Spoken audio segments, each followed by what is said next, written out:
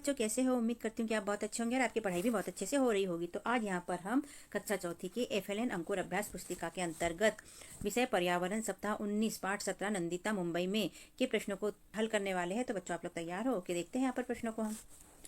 तो यहाँ से सप्ताह 19 दिवस 1 है बच्चों। सीखने के बिंदु है परिवार के अन्य सदस्यों से आपसी रिश्तों को जानना दिखाया गया है। लिखो के अंतर्गत अभ्यास क्रमांक पहला, आप किसी भीड़ भाड़ वाले स्थान पर अपने रिश्तेदारों से मिलने के लिए क्या क्या उपाय करोगे? तो उत्तर में हम लिखेंगे हम भीड़ भाड़ वाले स्थान से थोड़ी दूर पार्क में या किसी अन्य कम भीड़ वाली जगह में जाएंगे।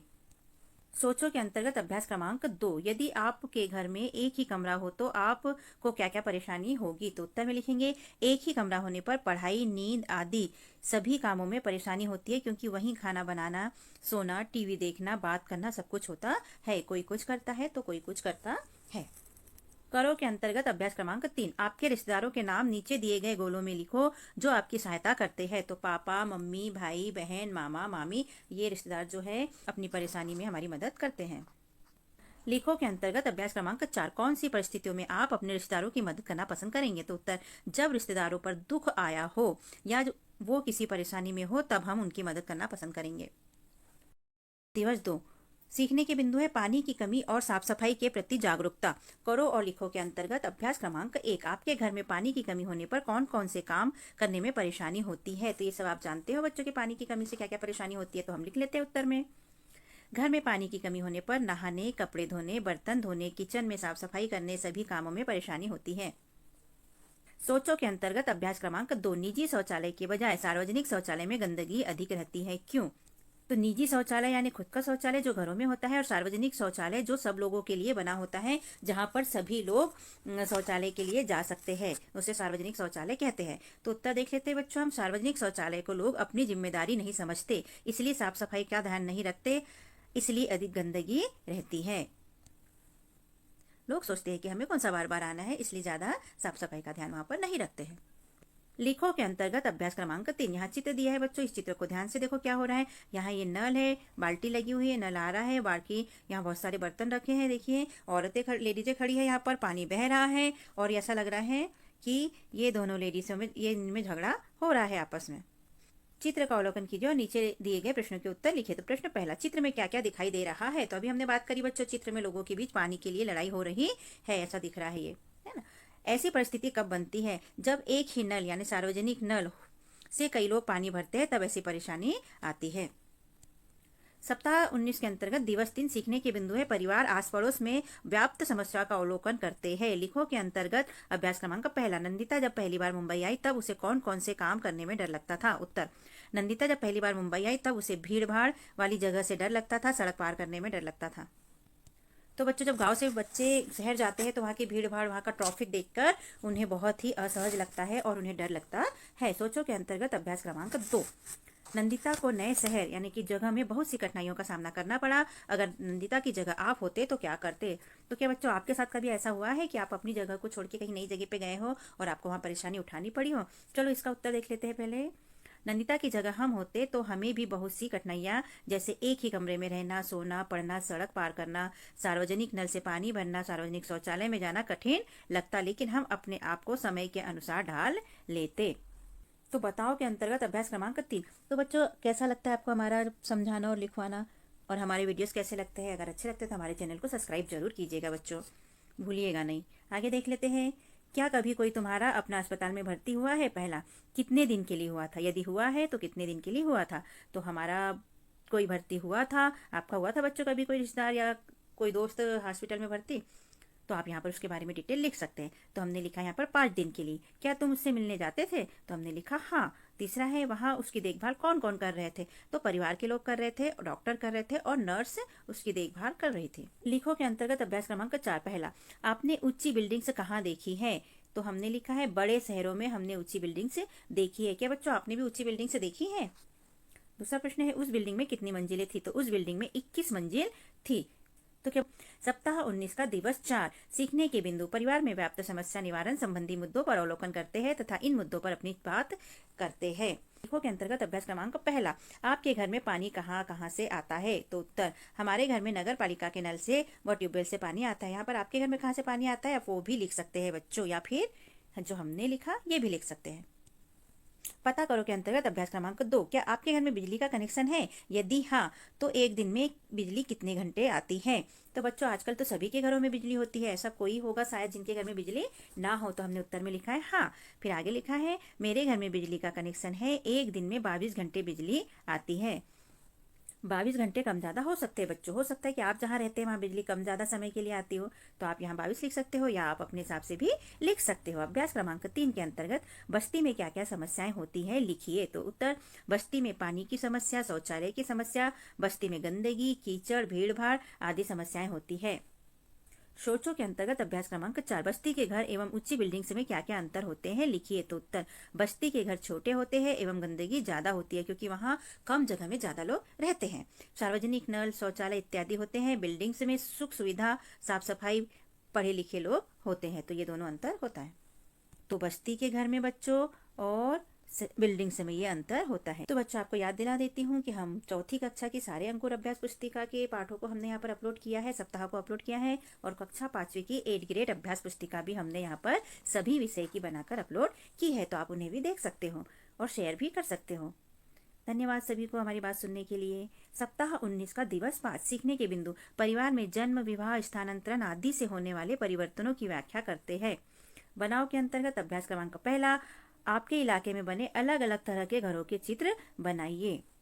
तो बच्चों, यहाँ हमने 4 तरह के चित्र बनाए हैं। आप अपने अनुसार अगर आप और कुछ बनाना चाहते हैं तो आप वो भी बना सकते हैं। पहला जो चित्र हमने बनाया है ये है कच्चा घर, जो गांव में होता है। ठीक है, इसमें कच्ची दीवारें होती है, कबेलू होते हैं। और फिर दूसरा हमने बनाया है झोपड़ी, जो बहुत ही ज्यादा गरीब लोग होते हैं उस टाइप की झोपड़ी बनाकर रहते हैं। तीसरा हमने बनाया है शहर में या गांव में जो सीमेंट के घर होते हैं, पक्के घर होते हैं, ये बनाया है। और चौथा हमने बनाया है शहर में मल्टी जो होती है, मतलब बिल्डिंग से एक के ऊपर एक, फ्लैट सिस्टम जिसको बोलते हैं। वो तो ये 1, 2, 3 मंजिला ऊपर, और 4 मंजिला, 5 मंजिला, ऐसे बहुत बड़ी बिल्डिंग से होती है। लिखो के अंतर्गत अभ्यास क्रमांक 2, मामा को अपना घर क्यों बदलना पड़ रहा था लिखिए। तो उत्तर, मामा के घर वाली जगह पर होटल बनने वाला था, उन्हें बस्ती खाली करने का नोटिस दिया गया था, इसलिए मामा को अपना घर बदलना पड़ रहा था।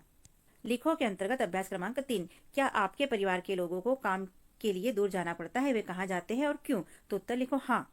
हमारे परिवार में भाई और बेटा काम के लिए दूर जाते हैं। वे यहाँ से 20 किलोमीटर दूर जाते हैं, क्योंकि उनका ऑफिस यहाँ से 20 किलोमीटर दूर है।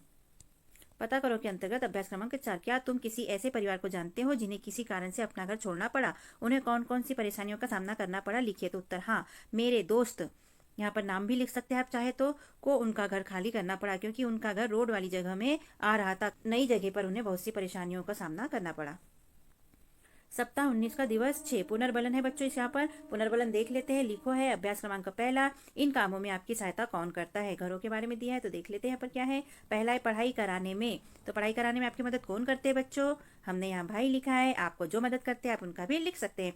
भोजन करने में, तो भोजन करने में मम्मी मदद करती है। खेलने में आप किसके साथ खेलते हो वो लिख सकते हैं, हमने लिखा दोस्त के साथ में।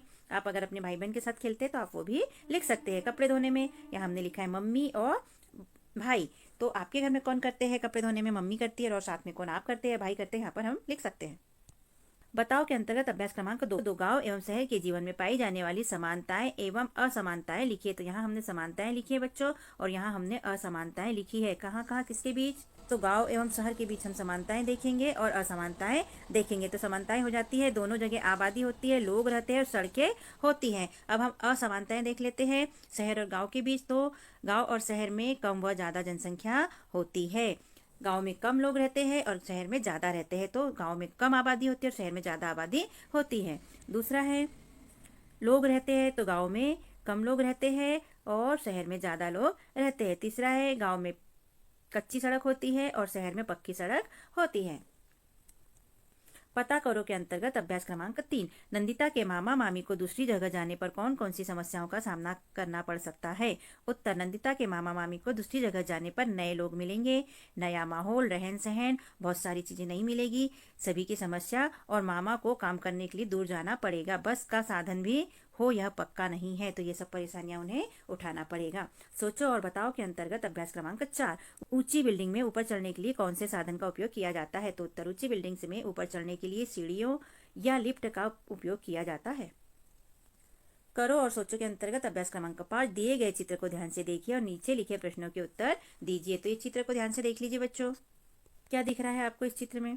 इनको देख के लग रहा है कि दोनों मम्मी बेटी हो सकती है। ये हाथ दिखा रहे हैं, मतलब ये इनके कोई रिश्तेदार हो सकते हैं। ये कुली है जो सिर पे सामान उठाए जा रहा है, और बाकी ये ट्रेन है ना।